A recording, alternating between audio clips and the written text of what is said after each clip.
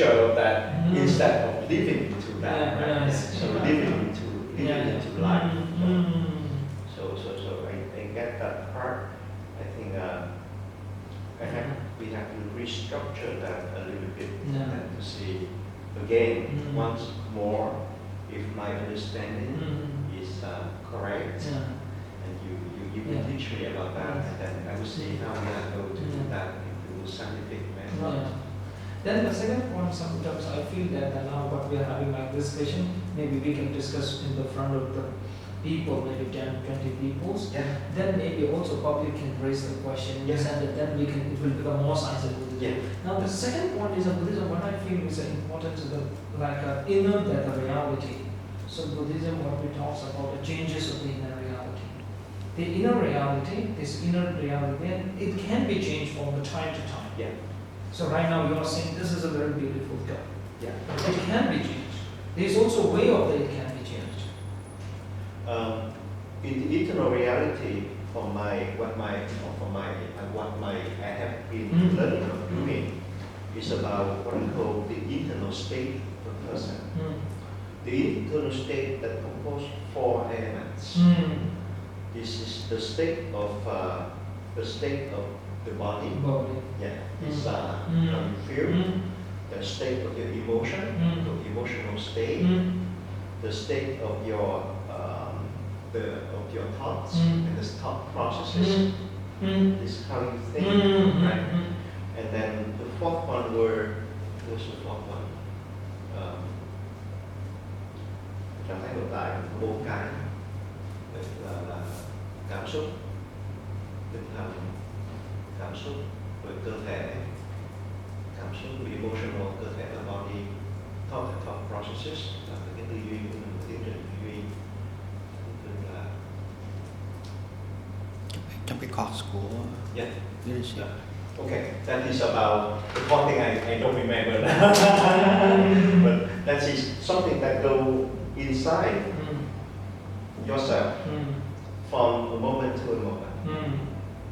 So because it's from a moment to a moment, it changes over time. It's never been, it's not something that stayed there eternally or something that stayed there for a long time. Just from a moment to a moment. This is a state. Is that right? Yeah, that's right. That is the right. The moment it will change from the time to time. So as you see that there's 4 things. You see the body, emotions, and the thought process. But there's one thing that important thing, as you have mentioned before, we call the inner energy. Inner.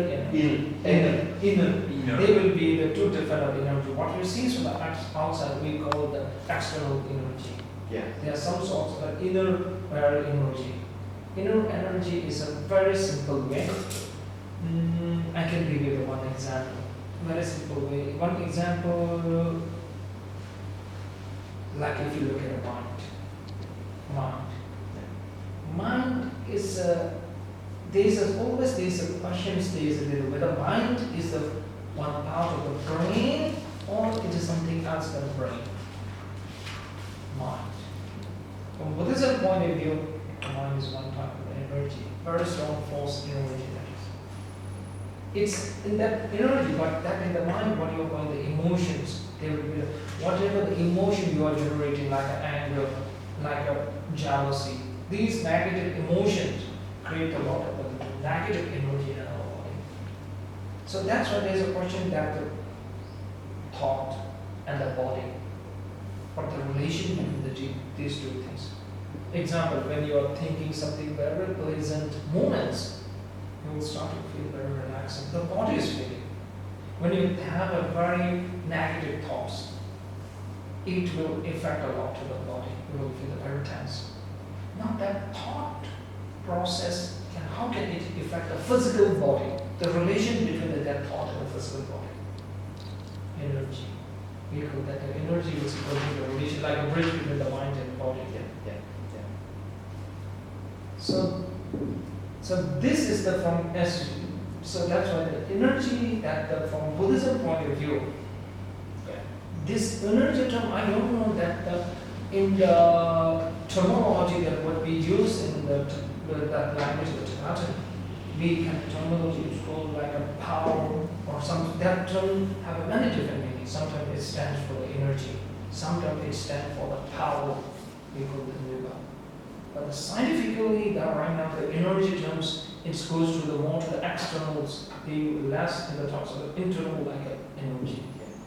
So here Buddhism it touches the internal the energies and all what we tell us that a lot of the internal energy like a positive and negative energy we can change. As before you have said that the generate a more positive energy.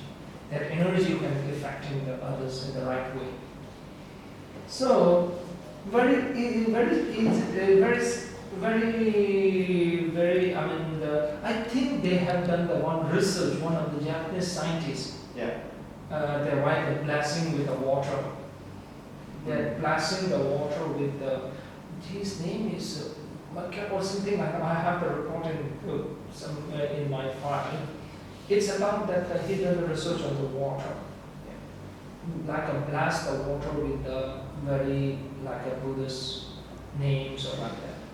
After many years, sorry, not many. After several days later, he tried to take the picture of the water, the molecule structure. When you blast the water and with the Buddha's names or like that, they saw the molecule structures, changes with the molecule structure. He took a, but I think they used a camera, a very high resolution camera. So they saw the structures. The normal water, the molecule structures didn't change that much. Yeah. So that they have the research. That's the one thing. There's one question comes. Really, inner energy can affect the physical things or not? Yeah. This, as a matter of fact, this is what I was trying. What I was trying to explore is what we call the gravitational wave. The gravitational wave is also the kind of energy that you cannot see. But in the research of that Japanese about water, they go blessing into the water, there will be kind of gravitational wave that is structured into water. And despite the fact that water is still, the H2O, this is, the molecules will be the same, right? And the structure of the atoms will be the same. However, there are the energy that you don't see by your eyes, you can capture it. Well, in the past we said that we cannot capture it. And now we said that it is possible to capture it. Because like gravitational wave is the way how they capture the things that we don't see at all. So now they can say, okay, we can see